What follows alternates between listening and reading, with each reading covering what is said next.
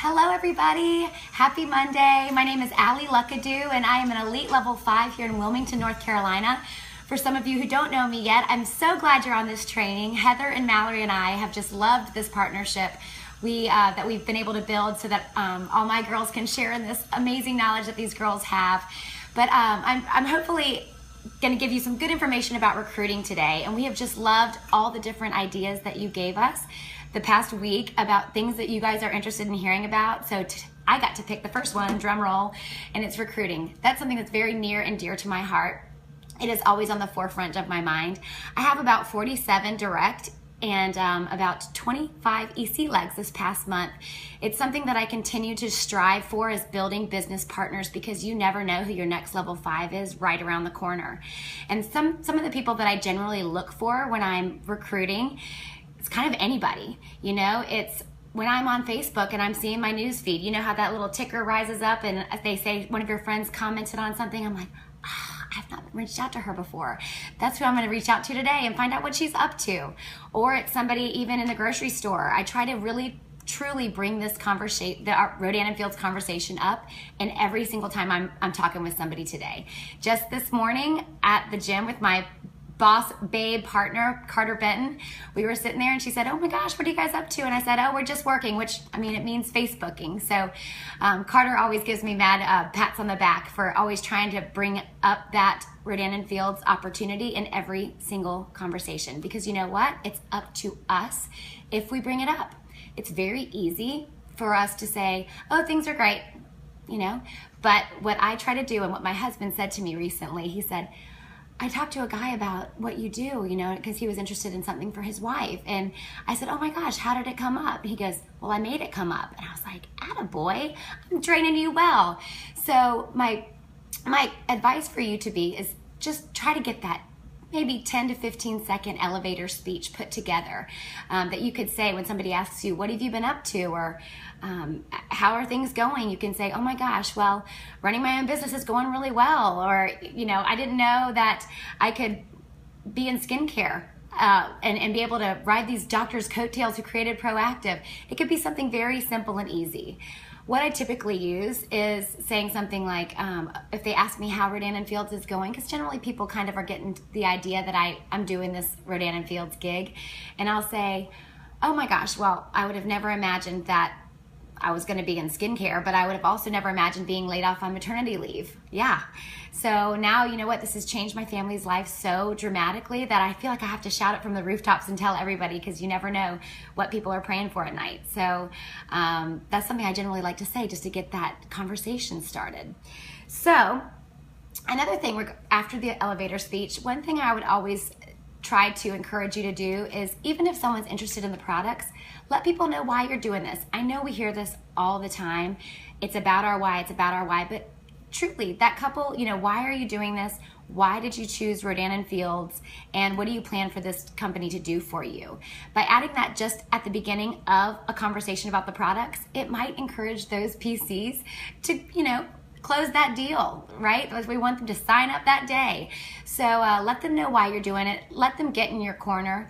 Be open to being a little vulnerable, because that's when they're going to be on your team, right? They're going to get in your corner. So lead with that biz. And, you know, I love what Carter said last night on her training call with Sarah Rockin' Robbins. I don't know if you've tuned into it. If you haven't, please check it out. She did an amazing job. But I loved how she said, you know, nobody wants a boxed up pitch. You know, be real. So when you're reaching out, go ahead, don't have an ulterior motive. Let them know you're reaching out to them for the business. Don't date them. Let somebody else take them out on a date. You get right to the point and say, I want to talk to you. You know, generally something I would say in a reach out would be, oh my gosh, I'm sitting here, you know, how are you doing? I hope you had a great Mother's Day. The weather has been just beautiful here. I hope you got to get out and enjoy it.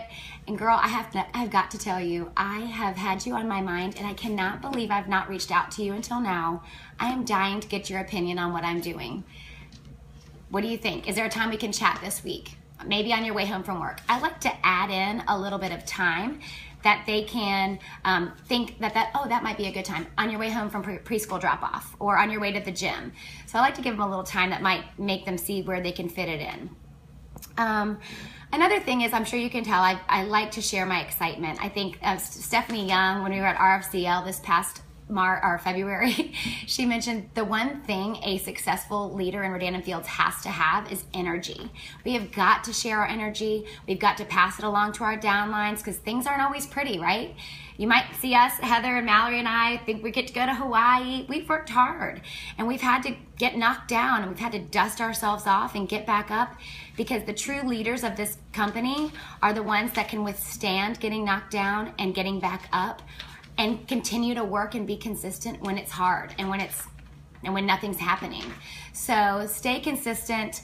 One thing I do want to say with your reach outs in recruiting is, if you're not getting a lot of business partners, if you're not getting a lot of responses, caution flag, okay? Yellow light. Reach up to your upline, maybe out to this group too, but there might be something we can just do as a minor tweak to encourage that conversation. We're not trying to keep our cards really, really close, but what we are trying to do is open up that conversation and get them talking to us. So, and then of course, leveraging the phone call, because they can hear that energy and that excitement when you get them on the phone. So share that energy. If you're not getting a lot of responses back, definitely do a reach out workshop with your upline and just take a little snapshot. Send me what you're sending. That's what I tell my girls. Send me a screenshot of what you're sending out. I want to check it out.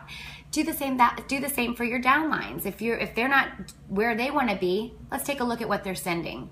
One of my friends, I sometimes do a lot of reach out ideas for my team, and one of my sweet friends put like 5 of them together, and she thought that was a good idea, and I was like, bless your heart, come on girl, let's keep it short, keep it sweet. And Carter talks a lot about that on the training call from this past week, so definitely tune in. And the last thing I want to say is, in recruiting, sometimes it's not going to be on your computer. Get up from the table, get your fingers off of the keyboard and get outside. Talk to people. My friend Hannah Lee, she's one of my level 5s. We went to have a drink at the bar, top of the hill the other night. We got 4 new contacts for her and had a 3-way call last week. If you go out, be intentional. Go out, come to work. I went to the PGA golf tournament last week. I had my Rodan and Fields koozie because I was there to work. Yes, I can have fun at the same time, but I am always looking around, always, because you never know what next conversation will be your next big thing, right? I appreciate you listening. I hope this wasn't too long, but thank you so much, guys. You got this. And let me know if you have any questions, and we'll talk soon.